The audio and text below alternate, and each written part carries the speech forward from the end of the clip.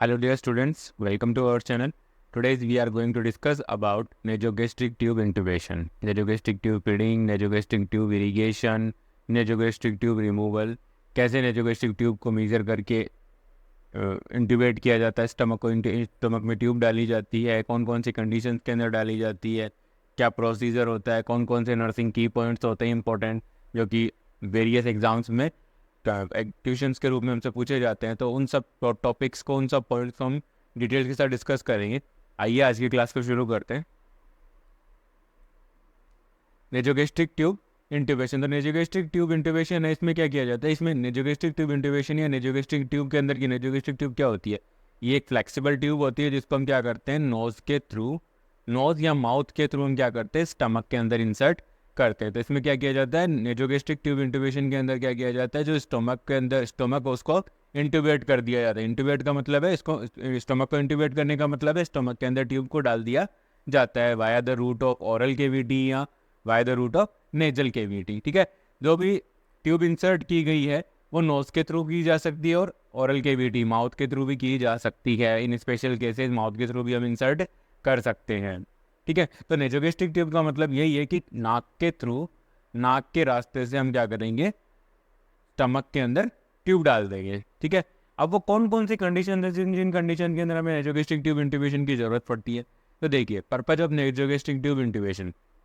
ठीक है, नेसोगैस्ट्रिक tube intubation के अंदर हमें कौन कौन से ऐसे पर्पज है, जिन केसेस के अंदर या जिन कंडीशन के अंदर अगर किसी पेशेंट की वो कंडीशन प्रेजेंट होती है तो उस कंडीशन के अंदर हमें क्या करना होता है, नेसोगैस्ट्रिक ट्यूब इंट्यूबेशन करता है। तो फर्स्ट वन है to decompress the stomach by removing the fluid और gas to promote the abdominal comfort. To decompress, पहला है, मान लीजिए किसी इंटेस्टाइनल ऑब्स्ट्रक्शन के अंदर क्या हो रखा है, एब्डोमिनल डिस्टेंशन हो रखा है, एब्डोमिनल गर्थ है उसका काफ़ी ज़्यादा एनलार्ज हो रखा है, एब्डोमिनल वो काफ़ी ज़्यादा हैवी हो रखा है और डिस्टेंड हो रखा है। अब उस डिस्टेंशन को कम करने के लिए वो जो बावल है उसको डिकम्प्रेस करने के लिए हम क्या करते हैं, ट्यूब के अंदर स्टमक के अंदर क्या करते हैं, नेसोगैस्ट्रिक ट्यूब इंसर्ट कर देते हैं, जिससे क्या होगा, जो स्टमक और बावल है वो क्या हो जाएगी, डिकम्प्रेस होना शुरू हो जाएगी। पेशेंट का जो एब्डोमिनल डिस्टेंशन था वो क्या हो जाएगा, कम हो जाएगा, और साथ के साथ इससे एब्डोमिनल डिस्टेंशन कम होगा तो पेशेंट को ब्रीथिंग डिफिकल्टी है वो कम हो जाएगी, क्योंकि जैसे जैसे एब्डोमिनल डिस्टेंशन बढ़ता जाता है वैसे वैसे क्या होता है, वैसे वैसे ब्रीथिंग डिफिकल्टी है वो बढ़ती जाती है। तो हमें क्या, हम जैसे ही नेसोगैस्ट्रिक ट्यूब स्टमक के अंदर डालेंगे तो क्या होगा, जो भी वहाँ पे गैस एक्यूमुलेशन है या जो भी कंटेंट है वो सारे नेसोगैस्ट्रिक ट्यूब की तरफ एस्पिरेट कर लिए जाते हैं और क्या हो जाएगा, जो बावल है और जो स्टमक है वो क्या हो जाएंगे, डिकम्प्रेस हो जाएंगे। ठीक है, नेक्स्ट है, कोई मान लीजिए इंटेस्टाइन की कोई सर्जरी हो रखी है, मान लीजिए कोई एनास्टोमोसिस हुआ है या कोई परफोरेशन है उसको रिपेयर किया गया है। ठीक है, तो उस कंडीशन के अंदर क्या होगा, अगर स्टमक के अंदर जो भी कंटेंट है, इंटेस्टाइन के जो भी कंटेंट है, अगर वो कंटेंट या फिर जैसे मान लीजिए ये इसोफेजियल अट्रेसिया या जिसको भी इसकी कोई सर्जरी हो रखी है, स्टमक के अंदर कोई सर्जरी हो रखी है, तो उनको क्या होगा, सर्जिकली हम क्या कर सकते हैं, जो जैसे मान लीजिए जो सर्जरी हो रखी है तो उसमें क्या होगा, जो एनास्टोमोसिस हुआ है उसको हील में होने का टाइम मिल जाएगा, जब तक ट्यूब अंदर रहती है। ठीक है, अगर ट्यूब अंदर नहीं होगी तो क्या होगा, जो भी कंटेंट है वो उस रास्ते के थ्रू जाएंगे जहाँ से हमने एनास्टोमोसिस किया था। ठीक है, जो भी फूड का आर्टिकल या फूड कंटेंट है वो क्या होंगे, उस एनास्टोमोसिस से ऊपर ही गुजरेंगे तो क्या होगा, वहाँ पे क्या होगा, वो हीलिंग है वो प्रॉपर नहीं हो पाएगी। नेक्स्ट वन है to decrease the risk of aspiration. मान लीजिए कोई अनकॉन्शियस पेशेंट है और उसके अंदर गैग रिफ्लेक्स है, उसका हमें कोई आइडिया नहीं है, वो अपसेंट है। ठीक है, तो उस कंडीशन के अंदर क्या हो सकता है, एस्पिरेट कर सकता है क्लाइंट। ठीक है, क्लाइंट क्या कर सकता है, एस्पिरेट कर सकता है, और एस्पिरेशन के थ्रू जो भी गैस्ट्रिक कंटेंट है वो क्या हो सकते हैं, ट्रेकिया के अंदर जाएंगे, ट्रेकिया के अंदर जाने के बाद वो निमोनिया कोज कर सकते हैं। ठीक है, तो उन सबको प्रिवेंट करने के लिए हम क्या करते हैं, एस्पिरेशन को प्रिवेंट करने के लिए हम क्या करेंगे, नेसोगैस्ट्रिक ट्यूब इंट्यूबेट, स्टमक को नेसोगैस्ट्रिक ट्यूब से इंट्यूबेट कर देंगे, जिससे क्या होगा कि जो भी ट्यूब है वो जो भी कंटेंट आएंगे, बैकफ्लो अगर कंटेंट का होता है, गैस्ट्रिक कंटेंट का अगर बैकफ्लो होता है तो क्या होंगे, वो कंटेंट सारे के सारे किस में आएंगे, ट्यूब के थ्रू सीधे बाहर की तरफ आ जाते हैं। नेक्स्ट मैंने कोई अनकॉन्शियस पेशेंट है और उसको कोई मेडिकेशन है वो एडमिनिस्टर करनी है, तो हम क्या कर सकते हैं, नेसोगैस्ट्रिक ट्यूब के थ्रू पेशेंट को क्या बोलते हैं, मेडिकेशन है वो भी एडमिनिस्टर करते हैं। साथ के साथ अगर कोई पेशेंट है वो अगर स्वेलोइंग डिफिकल्टी का है, डिस्पेजिया का अगर कोई पेशेंट है, तो उस कंडीशन के अंदर हम क्या कर सकते हैं, नेसोगैस्ट्रिक ट्यूब इंसर्ट करके हम पेशेंट को डाइट जो भी न्यूट्रिशनल है, ठीक है, वो सारे हम प्रोवाइड कर सकते हैं। तो ये सारे हैं मोस्ट कॉमन जो पर्पज जिन पर्पजेस के प्रेजेंट होने पे हम क्या करते हैं, नेजोगेस्ट्रिक ट्यूब है उसको इंट्यूबेट करते हैं, नेजोगेस्ट्रिक ट्यूब है वो डाली जाती है। नेक्स्ट वन है, नेक्स्ट इसका पर्पज है to irrigate the stomach in case of poisoning. मान लीजिए इन ट्रॉमा इन इमरजेंसी के वार्ड के अंदर आप ड्यूटी कर रहे हैं, वहाँ पे क्या होता है नॉर्मली पॉइजनिंग वगैरह के केस आते रहते हैं, ठीक है। तो पॉइजनिंग वगैरह के केस के अंदर क्या होता है, इमीडिएटली हम क्या करते हैं, नेजोगेस्ट्रिक ट्यूब इंसर्ट करते हैं, उसके थ्रू चारकोल डालते हैं या फिर जो भी पर्टिकुलर पॉइजन होता है उसका जो एंटीडोट है वो डाला जाता है। साथ के साथ हम क्या करते हैं, गैस्ट्रिक लेवेज करते हैं, गैस्ट्रिक लेवाज के अंदर क्या करते हैं, एस्पिरेट जो भी कंटेंट है स्टमक के, जो भी कंटेंट उनको एस्पिरेट कर लिया जाता है, वॉश स्टमक को वॉश आउट किया जाता है, ठीक है। तो इन सब पर्पजेज के लिए हमें क्या कहते हैं, स्टमक को वॉश आउट करना है, गैस्ट्रिक लेवेज के लिए इरिगेट करने के लिए हमें क्या करना होगा, नेजोगेस्ट्रिक ट्यूब उसका इंसर्शन करना होता है। नेक्स्ट वन है टाइप ऑफ ट्यूब। जो भी नेजोगेस्ट्रिक ट्यूब है वो कितने टाइप की होती है, मोस्ट कॉमनली 2 टाइप की होती है, लेविन और सैलिन सैलम ट्यूब, ठीक है। तो फर्स्ट वन है लेविन ट्यूब। लेविन ट्यूब के अंदर क्या है, ये सिंगल ल्यूमन ट्यूब होती है, जैसा कि आप इस इमेज में देख रहे हैं, एक सिंगल ल्यूमन है, यहाँ पे कोई डबल ल्यूमन का लफड़ा नहीं है, ठीक है। यहाँ पे एक सिंगल ल्यूमन है, एक पर्टिकुलर एक सिंगल, ये मोस्ट कॉमनली जो लेविन टाइप की ट्यूब वो यूज की जाती है, ठीक है। इसमें क्या किया जाता है, लेविन ट्यूब क्या होती है, एक सिंगल ह्यूमन ट्यूब होती है। इसमें क्या किया जाता है, जो भी गैस्ट्रिक कंटेंट है उनको रिमूव किया जा सकता है। जब पेशेंट को जनरल एनेस्थीसिया दिया जाता है तब भी पेशेंट के अंदर ये ट्यूब डाली जाती है, ठीक है। और हम इसके साथ साथ गैस्ट्रिक कंटेंट को एस्पिरेट करने के भी काम में ले सकते हैं, ठीक है। गैस्ट्रिक कंटेंट को सक्शन कर सकते हैं, एस्पिरेट कर सकते हैं, साथ के साथ हम पेशेंट को न्यूट्रिशन या फीडिंग प्रोवाइड भी कर सकते हैं। तो ये है लेविन ट्यूब। लेविन जो नेजोगेस्ट्रिक ट्यूब है उसके 2 टाइप है, ठीक है, लेविन और सैलिन सैलम, ठीक है। नेक्स्ट टाइप हम पढ़ेंगे, ठीक है। तो फर्स्ट वन जो टाइप है उसके अंदर देखिए एक सिंगल ह्यूमन ट्यूब होती है, इसका मेनली यूज किया जाता है, कहाँ यूज किया जाता है, फीडिंग में भी यूज किया जाता है, साथ के साथ स्टमक को कंटेंट को सक्शन करने के लिए काम में लिया जाता है, ठीक है। तो ये सारे ये क्या है, इसके पर्पजेज है, इसके डिटेल्स है। आई होप आप मेरे द्वारा प्रोवाइड किए जा रहे कंटेंट आपको समझ में आ रहे होंगे। अगर आपको किसी भी टॉपिक से रिलेटेड, किसी भी कंटेंट से रिलेटेड कोई डाउट है तो प्लीज़ मुझे कमेंट सेक्शन में जरूर बताइए, मैं डेफिनेटली उसका आंसर करूँगा। नेक्स्ट वन है सैलिन सैलम ट्यूब। सैलिन सैलम ट्यूब ये सेकंड टाइप है नेजोगेस्ट्रिक ट्यूब का। इसके अंदर क्या होता है, इसमें आप जैसे कि इमेज में देख पा रहे हैं, सैलिन सैलम ट्यूब में आप इमेज में देख पा रहे होंगे कि यहाँ पे वो एक सिंगल ल्यूमन ट्यूब थी। जो पहली ट्यूब पड़ी, लेविन ट्यूब पड़ी थी, वो क्या थी, एक सिंगल ल्यूमन ट्यूब थी। अब सिंगल ल्यूमन ट्यूब थी और इसमें क्या है, ये डबल ल्यूमन ट्यूब है। इसमें क्या है, डबल ल्यूमन ट्यूब है, साथ के साथ इसमें क्या है, एक एयर वेंट है। जो दूसरा ल्यूमन है वो क्या विथ एयर वेंट है, ठीक है, विथ एयर वेंट है। तो इसमें क्या है, हम क्या कर सकते हैं, जब ये ट्यूब डाली जाती है, जब सम ट्यूब डाली जाती है, सैलिन सम ट्यूब डाली जाती है, तो उसमें हम क्या कर सकते हैं, स्टमक को इंटरमिटेंट और कंटिन्यूस सक्शनिंग के ऊपर भी रख सकते हैं, ठीक है। स्टमक को हम क्या कर सकते हैं, कंटिन्यूसली सक्शनिंग के ऊपर, कंटिन्यूस और इंटरमिटेंट सक्शनिंग के ऊपर भी हम स्टमक को रख सकते हैं। साथ के साथ हम क्या कर सकते हैं, फीडिंग वगैरह भी इससे दी जा सकती है, सक्शन भी किया जा सकता है, क्योंकि इसके अंदर क्या होता है, सक्शन करने के लिए हमें क्या मिला हुआ है, यहाँ पे एक एयर वेंट मिला हुआ है, जिसके थ्रू हम क्या कर सकते हैं, सक्शन कर सकते हैं। ये 2 टाइप की ट्यूब्स होती है, नेजोगेस्ट्रिक ट्यूब के 2 टाइप होते हैं।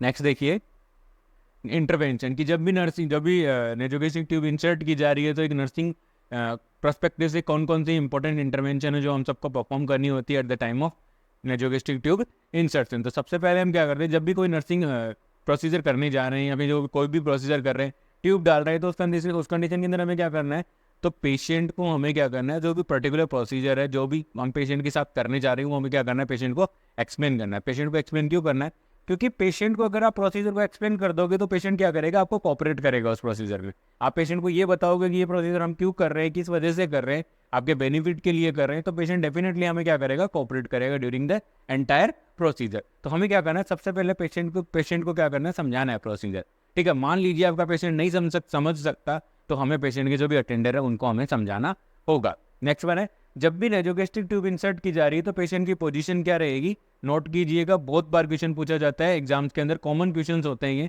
ठीक है। सिंगल लाइनर क्वेश्चन में आता है कि नेजोगेस्ट्रिक ट्यूब इंसर्ट करते समय पेशेंट को कौन सी पोजीशन दी जाती है, हाई फाउलर्स पोजीशन दी जाती है। पेशेंट को कौन सी पोजीशन दी जाती है, हाई फाउलर्स पोजीशन दी जाती है।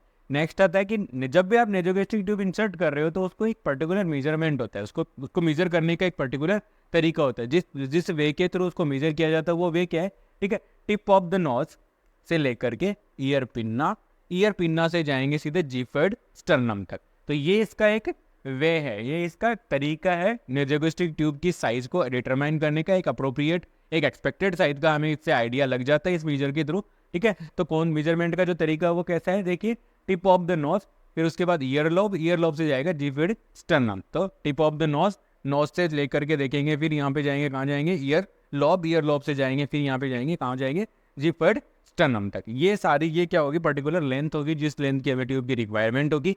और हम क्या करेंगे, जब भी पेशेंट को नेजोगेस्ट्रिक ट्यूब इंसर्ट कर रहे हैं तो उस कंडीशन के अंदर हमेशा पेशेंट को मीजर करके ही नेजोगेस्ट्रिक ट्यूब उसको क्या करना है, हमें इंसर्ट करना है। और जब भी आप नेजोगेस्ट्रिक ट्यूब इंसर्ट कर रहे हैं तो उस कंडीशन के अंदर हमें क्या करना है, ट्यूब को लुब्रिकेट करना है। एक वाटर सोल्यूबल लिग्नोकेन जेली आती है 2% हमारे पास, ठीक है, हॉस्पिटल सप्लाई के अंदर आती है, हॉस्पिटल के अंदर अवेलेबल होती है। तो उस जेली का, वाटर सोल्यूबल जेली का हमें यूज करना है ताकि पेशेंट जब ट्यूब अंदर जा रही है तो वो टिश्यू ट्रोमा कम से कम करे। जो भी नेजल केविटी है, ऑरल केविटी है, थ्रोट है, ठीक है, इसोफिगस है, उन सबको ट्रोमा से हम बचा सके। तो हम क्या करेंगे, ट्रोमा से बचाने के लिए हम क्या करेंगे, ट्यूब को थोड़ा सा लुब्रिकेट करेंगे, जिससे जो पेशेंट है उसको इरिटेशन कम होगी, साथ के साथ टिश्यू ट्रोमा में भी वो भी कम हो जाता है। नेक्स्ट है, जब आप ट्यूब डाल रहे हो तो हमें क्या करना है, एक पर्टिकुलर नोस्ट्रिल्स की पेटेंसी चेक करनी है। जो भी पेटेंट नोस्ट्रिल हो उस नोस्ट्रिल्स के थ्रू हमें क्या करना होता है, नॉर्मली नेजोगेस्ट्रिक ट्यूब को इंसर्ट किया जाता है।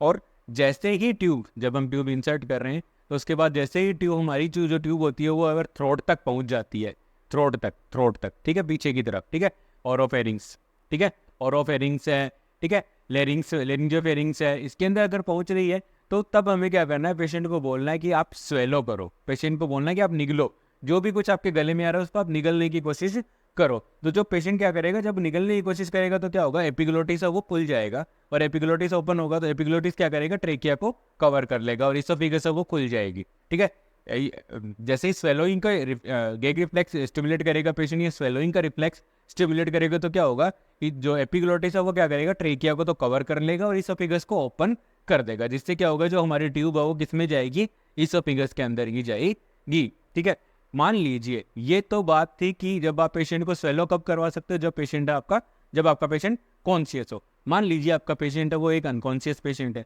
तो उस कंडीशन के अंदर आप क्या करोगे, उस कंडीशन के अंदर आपको क्या करना है, पेशेंट की जो नेक है उसको क्या करना है, आपको फ्लेक्स कर लेना है चेस्ट की तरफ, और उसके बाद आप अपनी ट्यूब को टुवर्ड्स द चेस्ट करने के बाद उसके बाद आप क्या कर सकते हो, ट्यूब को एडवांस रोटेटरी मूवमेंट आप ट्यूब को क्या करोगे, एडवांस कर सकते हो। ठीक है, तो ये दोनों मेथड मैंने बता दिए कि आप जब कॉन्शियस पेशेंट है तो हमें क्या करना है, स्वेलो करने के लिए बोलना है, ताकि एपिग्लोटिस वो क्या करेगा, ट्रेकिया को कवर कर लेगा, जिससे ट्यूब है वो इसोफिगस के अंदर, डेफिनेटली इसोफिगस के अंदर ही जाएगी। और अगर अनकॉन्शियस पेशेंट है तो हमें क्या करना है, नेक को क्या कर देना है, फ्लैक्स कर देना है, जिससे क्या होगा, जो ट्यूब है वो इजीली पास हो जाएगी। नेक्स्ट वन है, ये देखिए यहाँ पे इस इमेज बेस के अंदर आप देख सकते हैं, इमेज के अंदर आप देख सकते हैं कि किस तरह से नेजोगेस्ट्रिक ट्यूब को मेजर किया गया है। देखिए नोज टिप से लेकर के ईयर लोब से जो है फिर कहाँ गए हम जिफर्ड स्टर्नम तक, तो यू जाते हैं हम। ठीक है, जिफर्ड स्टर्नम तक जाते हैं। ठीक है, तो ये सारा क्या बताया गया, इसके अंदर बताया गया आपको मेजरमेंट बताया गया है कि नेजोगेस्ट्रिक ट्यूब को किस तरीके से हमें मेजर करना है। उसके बाद ही हम मेजर करने के बाद ही हमेशा हमें ट्यूब को इंसर्ट करना है। नेक्स्ट वन है ड्यूरिंग इंसर्शन। मान लीजिए जब हम पेशेंट को इंसर्ट कर रहे हैं, ट्यूब इंसर्ट कर रहे हैं, और हम ये नोटिस करते हैं कि पेशेंट को कपिंग वगैरह हो रही है, पेशेंट को ब्रीथिंग डिफिकल्टी हो रही है, पेशेंट का रेस्पिरेटरी स्टेटस है वो अगर चेंज हो रहा है, तो इसका मतलब है कि हमारी ट्यूब कहाँ चली गई है, ट्रेकिया के अंदर चली गई, और इमीडिएटली हमें क्या करना है, ट्यूब को बाहर निकाल लेना है। तो हमें नोटिस करना है कि पेशेंट के अंदर रेस्पिरेटरी डिफिकल्टी नहीं होनी चाहिए, पेशेंट का रेस्पिरेटरी स्टेटस है उसके अंदर कोई भी चेंजेस नहीं आने चाहिए। तो ये सारी चीज़ें हमें मॉनिटर करते हुए नेजोगेस्ट्रिक ट्यूब को हम एडवांस करेंगे। अगर मान लीजिए कोई भी रेस्पिरेटरी सिस्टम से रिलेटेड चेंजेस आ रहे हैं, सैचुरेशन डिप कर रहा है, पेशेंट को कपिंग हो रही है, ब्रीथिंग डिफिकल्टी हो रही है, ठीक है, पेशेंट चोकिंग फील कर रहा है, तो ये सारी चीज़ें क्या है, ये साइन मिलेंगे हमें। ये साइन है, किसके साइन है, ये साइन है कि हमारी जो नेजोगेस्ट्रिक ट्यूब है वो कहाँ चली गई है, पेशेंट की ट्रेकिया के अंदर चली गई है। इस कंडीशन के अंदर हमें क्या करना है, जैसा ही हमें ये देखने को मिलता है हमें क्या करना है, इमीडिएटली ट्यूब को बाहर निकाल लेना है। ठीक है, इमीडिएटली हमें ट्यूब को विड्रॉ कर लेना है। नेक्स्ट है कि हम क्या करेंगे, जब मान लीजिए नेजोगेस्ट्रिक, मान लीजिए ये सारे सिम्टम्स नहीं आए, ट्यूब को डाल दिया, लेकिन पेशेंट को ऐसा कोई सिम्टम नहीं, तो भी हमें क्या करना है, कन्फर्मेटिव टेस्ट करना होगा कि ट्यूब का जो प्लेसमेंट है वो स्टमक के अंदर है कि नहीं है। क्या ट्यूब इसोफिगस के अंदर तो नहीं रह गई, क्या हमारी जो मेजरमेंट था वो गलत हो सकता है, क्या हो सकता है कि हमारी ट्यूब है वो छोटी हो, ठीक है, हो सकता है हमारी ट्यूब बहुत ज़्यादा आगे चली गई हो, इंटेस्टाइन के अंदर चली गई हो। तो ये सारा हमें कंफर्म करने के लिए हमें क्या करना होगा, एक एक्सरे करवाना पड़ेगा। ठीक है, एक एक्सरे परफॉर्म करना पड़ेगा, ताकि एब्डोमिनल एक्सरे करवाएंगे। एब्डोमिनल एक्सरे में हमें ट्यूब के अंदर क्या होता है, नॉर्मली जो ट्यूब की जो पॉइंट होता है, ठीक है, जो एंड होता है ट्यूब का, उसके ऊपर एक रेडियो ओपेक मटेरियल होता है, जो क्या करता है हमें एक्सरे के अंदर विजुअलाइज हो जाता है। तो हम जिससे क्या पता लगा पाएंगे कि ट्यूब का जो एग्जैक्ट प्लेसमेंट है वो कहाँ पर हुआ है। ठीक है, तो उसके बाद हम क्या करते हैं, मान लीजिए आपके डॉक्टर ने आपको बोला कि इसको जो नेजोगेस्ट्रिक ट्यूब है वो डालनी है ताकि डिकम्प्रेशन, अगर मान लीजिए डॉक्टर ने बोला है कि इसको डिकम्प्रेस के लिए रखना है, जो नेजोगेस्ट्रिक ट्यूब है उसका मेन पर्पज है डिकम्प्रेशन ऑफ स्टमक और बावल। तो अगर डिकम्प्रेशन के लिए रखा है तो हम क्या करेंगे, ट्यूब को इंटरमीडिएट और कंटिन्यूस, जैसा भी डॉक्टर ने एडवाइस किया है कि कंटिन्यूस सक्शन पे रखना है या फिर इंटरमीडिएट सक्शनिंग के ऊपर रखना है, तो हम उस जिस जो भी हमें एडवाइस हुआ है डॉक्टर के द्वारा उसी सक्शनिंग के ऊपर हम पेशेंट को रख सकते हैं। नेजोगेस्ट्रिक ट्यूब को हम क्या कर देंगे, सक्शन के साथ कनेक्ट कर देंगे, चाहे वो इंटरमीडिएट सक्शनिंग होगी या फिर चाहे वो कंटिन्यूस सक्शनिंग होगी। ये कंटिन्यूस और इंटरमीडिएट कौन डिसाइड करेगा, डॉक्टर डिसाइड करेगा, हेल्थ केयर प्रोवाइडर है वो डिसाइड करते हैं। ठीक है, नेजोगेस्ट्रिक ट्यूब डालने के बाद हमें क्या करना है, पेशेंट के अंदर नोजिया, वॉमिटिंग, एब्डोमिनल फुलनेस है, एब्डोमिनल डिस्टेंशन हो रहा है, ठीक है, गैस्ट्रिक आउटपुट से इनको मेजर करना है, क्योंकि ये सारे क्या है कॉम्प्लिकेशन अराइज कर सकते हैं। ठीक है, एस्पिरेशन का रिस्क बढ़ा सकते हैं। ठीक है, तो ये क्या कर सकते हैं, ये सारे साइन एंड सिम्टम्स को हमें क्या करना है, इन साइन एंड सिम्टम्स को हमें क्या करना है, ऑब्जर्व करना है और मिनिमाइज करने की कोशिश करनी है। नेक्स्ट वन है, जब भी हम पेशेंट को कोई भी फीडिंग वगैरह देने जा रहे हैं, चाहे फीडिंग देने जा रहे होंगे, चाहे फिर हम पेशेंट को मेडिकेशन एडमिनिस्टर करने जा रहे हैं, तो हमें क्या करना है, हर 4 घंटे के बाद या फीडिंग देने से पहले या फिर हर 4 घंटे के बाद हमें क्या करना है, गैस्ट्रिक कंटेंट को, गैस्ट्रिक मतलब जो भी रेजिडुअल वॉल्यूम है स्टमक के अंदर, उसको हमें क्या करना है, मेजर करना है। हर 4 घंटे के बाद हमें क्या करना है, रेजिडुअल वॉल्यूम, स्टमक के अंदर जो रेजिडुअल वॉल्यूम है उसको हमें क्या करना है, मेजर करना है। ठीक है, जब भी कोई फीडिंग दे रहे हो उससे पहले भी मेजर करना है, आप कोई मेडिकेशन दे रहे हो उससे पहले भी हमें मेजर करना है। अगर मान लीजिए फीडिंग और मेडिकेशन दोनों ही नहीं दे रहे हो, फिर भी हमें हर 4 घंटे से पेशेंट के गैस्ट्रिक के अंदर गैस्ट्रिक कंटेंट या जो भी रेजिडुअल वॉल्यूम है स्टमक के अंदर उसको हमें क्या करना है, मेजर करना है। तो इसके लिए हमें क्या करना होगा, सबसे पहले स्टमक के जो भी कंटेंट्स है उसको हमें बाहर निकालना होगा। ठीक है, स्टमक के कंटेंट्स को हम बाहर निकाल करके मेजर करेंगे, चेक करेंगे कि कितना ml है, कितना अमाउंट है वो स्टमक के अंदर रेजिडुअल है। मान लीजिए, ठीक है, जैसे ही मान लीजिए आपने क्या किया, आपने सारे के सारे कंटेंट स्टमक को खाली कर दिया, आपने सारे कंटेंट को क्या कर दिया, आपने सारे के सारे कंटेंट क्या कर लिए, एस्पिरेट करके बाहर निकाल लिए, सिरिंज के थ्रू एस्पिरेट करके आपने क्या किया, बाहर निकाल लिया, बाहर निकाल के आपने क्या कर लिया, मेजर कर लिया। मेजर करने के बाद ठीक है, आपको क्या करना है, उन सारे कंटेंट को पेशेंट के अंदर वापस से री इंस्टिल भी करना है। री इंस्टिल क्यों करना है, क्योंकि अगर आप उस सारे जो भी कंटेंट आपने एस्पिरेट किए हैं, जो भी आपने सिरिंज के थ्रू एस्पिरेट करके बाहर निकाला है, सक्शन किया है, वो सारे कंटेंट क्या होंगे, अगर वो सारे उनके अंदर बहुत सारे इलेक्ट्रोलाइट्स हैं, तो वो सारे जो इलेक्ट्रोलाइट अगर आप उनको डिस्कार्ड कर दोगे तो बॉडी के अंदर क्या हो जाएगी, इलेक्ट्रोलाइट्स की क्या हो जाएगा, इम्बैलेंस हो जाएगा। तो इलेक्ट्रोलाइट इम्बैलेंस और फ्लूइड वॉल्यूम इम्बैलेंस या फ्लूइड डेफिसिट से बचने के लिए हमें क्या करना होगा, जो भी रेजिडुअल वॉल्यूम था उसे हमें वापस से रीइंस्टिल करना है। ठीक है, हमें क्या करना है, रीइंस्टिल कर देना है। दोनों इंपॉर्टेंट पॉइंट है, ध्यान रखने की बात है कि कोई भी फीडिंग देने से पहले, कोई भी मेडिकेशन देने से पहले या फिर हर 4 घंटे से हमें क्या करना है, रेजिडुअल वॉल्यूम को चेक करना है। रेजिडुअल वॉल्यूम चेक कैसे करेंगे, सारे के सारे कंटेंट को एस्पिरेट करेंगे सिरिंज के थ्रू, उनको मेजर करेंगे, मेजर करके देखेंगे कितने, ठीक है, जितने भी होंगे पर्टिकुलर अमाउंट होगा, उस अमाउंट को हमें क्या करना है, वापस से रीइंस्टिल कर देना है। नेक्स्ट पॉइंट हमारा ये कहता है कि जब भी आप पेशेंट को कोई भी मेडिकेशन वगैरह कुछ भी एनजी ट्यूब के थ्रू आप क्या कर रहे हो, एडमिनिस्टर करने जा रहे हो, ठीक है, ठीक है, कुछ भी एडमिनिस्टर करने से, चाहे फीडिंग दे रहे होंगे, चाहे आप मेडिकेशन एडमिनिस्टर कर रहे हो, उससे पहले हमें क्या करना है, ट्यूब के प्लेसमेंट को चेक करना होगा।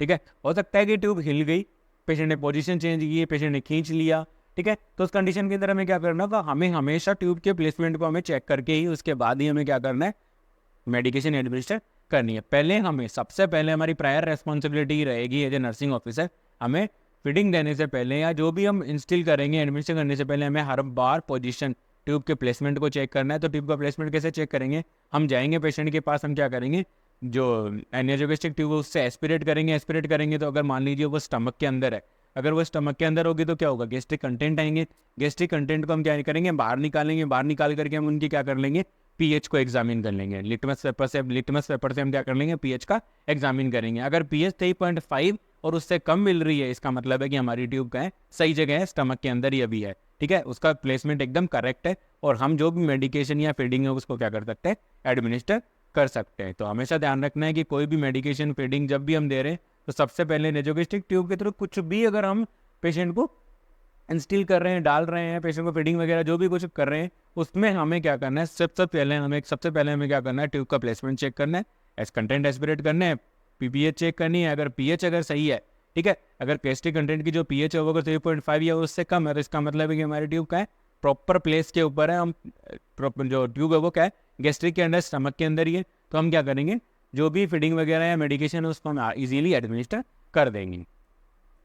नेक्स्ट वन है, अगर मान लीजिए किसी डॉक्टर ने मान लीजिए अपने किसी कंडीशन के अंदर अगर हमें पेशेंट को जो नेजोगेस्ट्रिक ट्यूब है स्टमक वॉश आउट करने के लिए बोला गया है, ठीक है, स्टमक वॉश आउट करने के लिए बोला गया है, स्टमक इरीगेशन के लिए बोला गया है, तो हम क्या करेंगे, जब भी आप नेजोगेस्ट्रिक ट्यूब के थ्रू स्टमक को इरीगेट करोगे तो हमें किस सॉल्यूशन का यूज़ करना है, नॉर्मल सलाइन का ही यूज़ करना है। हमें हमेशा नॉर्मल सलाइन का ही यूज़ करना है। नॉर्मल सलाइन का यूज़ करके ही हम क्या करेंगे, स्टमक को इरीगेट करेंगे, ठीक है। तो साथ के साथ नेजोगेस्ट्रिक ट्यूब पे जो पेशेंट है उसको उसके अंदर हमें क्या करना है, इलेक्ट्रोलाइट इम्बैलेंस को, फ्लूइड बैलेंस को, फ्लूइड इम्बैलेंस है, इलेक्ट्रोलाइट फ्लूइड और इलेक्ट्रोलाइट इम्बैलेंस है, उसे मॉनिटर करके रखना है, ठीक है। मॉनिटर करके रखना है कि पेशेंट के अंदर नेजोगेस्ट्रिक ट्यूब की वजह से कोई इलेक्ट्रोलाइट इम्बैलेंस तो नहीं हो रहा, कोई फ्लूइड वॉल्यूम डेफिसिट तो पेशेंट नहीं हो रहा है। नेक्स्ट वन है, हमें ऑन द डेली बेसिस का मतलब है हर दिन हमें क्या करना है, पेशेंट के नोज के ऊपर जो हम क्या करते हैं, ट्यूब को फिक्स करते हैं, तो जो ड्रेसिंग करी गई है या जो भी एडेसिव टेप हमने चिपका करके ट्यूब को फिक्स कर रखा है वो हमें हटानी है। उसके बाद हमें जो भी नोज की जो स्किन थी उसको हमें क्या करना है, प्रॉपर नॉर्मल सलाइन के साथ हमें क्या करना है, क्लीन करना है। नॉर्मल सलाइन से क्लीन करने के बाद हमें उस नोज की जो स्किन है उसको ड्राई होने के लिए छोड़ना है, ठीक है, 1 से 2 मिनट के लिए उसको छोड़ना है और ताकि वो ड्राई हो सके। और ड्राई होने के बाद हमें क्या करना है, दोबारा से हमें क्या कर देना है, उसके अंदर जो भी ट्यूब है उसको एडेसिव टेप चिपका करके हमें क्या कर देना है, फिक्स कर देना है। ये काम हमें ऑन द डेली बेसिस करना है, ठीक है, हमेशा डेली बेसिस में हमें ये काम करना होगा ताकि पेशेंट की नोज की स्किन है उसको डैमेज होने से हम क्या कर सके, बचा सके। लास्ट वन हमारा पॉइंट यही कहता है, जो भी कुछ हमने किया है, एनजी ट्यूब डाली है, ठीक है, पोजीशन चेक करी है, जो भी कुछ हमने प्रोसीजर किया उसको हमेशा हमें पेशेंट के रिकॉर्ड के अंदर साइन वगैरह करके रिकॉर्ड करना है, साइन वगैरह साइन करने हैं अपने, क्योंकि भाई मैंने ये प्रोसीजर किया था, मैंने ये सारे इवेंट्स किए हैं, मैंने ये सारा ऐसा किया है। तो रिकॉर्ड एंड रिपोर्ट्स हमें क्या करना है, प्रॉपरली पेशेंट की रिकॉर्ड एंड रिपोर्ट्स को हमें क्या करना होगा, प्रॉपरली रिकॉर्ड एंड रिपोर्ट्स को हमें क्या करना है, मेंटेन करके रखना है। नेक्स्ट हमारा है, अब नेक्स्ट हमारा टॉपिक है वो क्या है, nasogastric tube irrigation. Nasogastric tube irrigation का मतलब हो गया कि हमें क्या करना है, स्टमक को वॉश आउट करना है, चाहे वो किसी भी इंडिकेशन की वजह से हम कर रहे होंगे, ठीक है। तो हमें सबसे पहले जब भी आप पेशेंट के स्टमक को इरिगेट करने जा रहे हो नेजोगेस्ट्रिक ट्यूब के थ्रू, अगर आप इरिगेशन करने जा रहे हो स्टमक का, तो हमें क्या करना है, हर बार मैंने पिछली थोड़ी देर पहले भी लास्ट स्लाइड में मैंने बताया था कि हमें क्या करना है, जब भी नेजोगेस्ट्रिक ट्यूब के थ्रू हम कुछ भी प्रोसीजर करने जा रहे हैं, मेडिसिन दे रहे हैं, फीडिंग दे रहे हैं, इरिगेशन कर रहे हैं, तो हमें सबसे पहले क्या करना होगा, ट्यूब के प्लेसमेंट को चेक करना है। सबसे पहले placement of the tube check किया जाता है, उसके बाद ही इरिगेशन हम स्टार्ट करेंगे, ठीक है। तो इरिगेशन करने के लिए हमें क्या करना है, जो इरिगेशन है वो जो ट्यूब है उसको हमें हर 4 घंटे से हमें क्या करना है, इरिगेट करना, ताकि जो ट्यूब है उसको ब्लॉक होने से हम बचा सके। अगर इंडिकेशन है तो पर्टिकुलर टाइम के बाद, पर्टिकुलर टाइम इंटरवल के बाद करना है, और इंडिकेशन नहीं है तो भी हमें क्या करना है, ट्यूब को इरिगेट करना है हर 4 घंटे से, ताकि ट्यूब के अंदर कोई फूड पार्टिकल्स है वो जमा ना हो जाए, इन्फेक्टेड ना हो जाए और पेशेंट को डिजीज कॉज ना कर दे। तो उसको हमें ट्यूब को हमें साथ ही साथ हमें क्या करना है, ट्यूब को पेटेंट रखने के लिए भी हमें क्या करना होगा, ट्यूब को हर 3 से 4 घंटे के बाद हमें क्या करना है, इरिगेट करना है। तो जब हम ट्यूब को इरिगेट कर रहे हैं तो उस समय हमें क्या करना है, 30 से 50 ml नॉर्मल सेलाइन हमें ट्यूब के अंदर एनजी ट्यूब के थ्रू हमें क्या करना है, इंस्टिल करना है स्टमक के अंदर, ठीक है। उसके बाद हम क्या करेंगे, उसी सीरिंज से हम वापस खींचेंगे, जितना 30 से 50 ml हमने डाला था उतना 30 से 50 ml हम खींचेंगे। और ये प्रोसेस हम कंटिन्यूस रखेंगे। कब तक रखेंगे, जब तक हमारा जो नॉर्मल सलाइन जो हम बाहर से डाल रहे हैं इरिगेशन के लिए वो क्लियरली विजिबल ना हो जाए, क्लियरली हमें बाहर आए, तब वो हमें क्लियरली मतलब उसमें कोई कचरा वापस ना आए, ठीक है। स्टमक के फूड के पार्टिकल्स हैं, जो स्टमक के कंटेंट है वो उसके अंदर आने बंद हो जाएंगे। अगर वो प्रॉपरली इरिगेट अच्छे से वॉश आउट हो जाएगा स्टमक, तो क्या होगा, नॉर्मल सलाइन डालोगे वापस खींचोगे तो नॉर्मल सलाइन ही वापस आएगा। तो जब तक स्लज वगैरह है, जो ट्यूब के अंदर जो ट्यूब का फ्लो जो स्लज वगैरह है, ठीक है, जो कचरा है, फूड पार्टिकल्स है, वो जब तक आ रहे हैं तब तक हमें कंटिन्यूसली इरिगेशन है वो मेंटेन रखना है। तो इरीगेशन में हम नॉर्मली कितना अमाउंट नॉर्मल सलाइन लेंगे, 30 से 50 ml लेंगे और सिरिंज के थ्रू हम करेंगे, इरीगेट करते रहेंगे ताकि हम क्या कर सकें, ट्यूब की पेटेंसी को कंटिन्यूसली मेंटेन रख सकें। नेजोगेस्ट्रिक ट्यूब का इरीगेशन है वो क्यों किया जाता है, इन केस ऑफ पॉइजनिंग में भी कर सकते हैं, ठीक है, और ट्यूब की पेटेंसी उसको मेंटेन करने के लिए भी हम नेजोगेस्ट्रिक ट्यूब को इरीगेट कर सकते हैं। नेक्स्ट वन है removal of the nasogastric tube की। मान लीजिए आपका जो पर्पज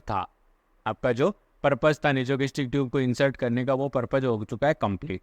अब कंप्लीट हो गया तो आप क्या करोगे, नेजोगेस्ट्रिक ट्यूब को क्या करोगे, हटाओगे as per doctor advice. Doctor की एडवाइस के अकॉर्डिंग हमें क्या करना होगा, नेजोगेस्ट्रिक ट्यूब का जो नेजोगेस्ट्रिक ट्यूब उसको हटाना होगा। तो हमें सबसे पहले जब भी हम ट्यूब को हटा रहे हैं तो सबसे पहले हमें क्या करना है, जो नोज पे हमने फिक्स कर रखी थी एडहेसिव टेप उसको हटाएंगे।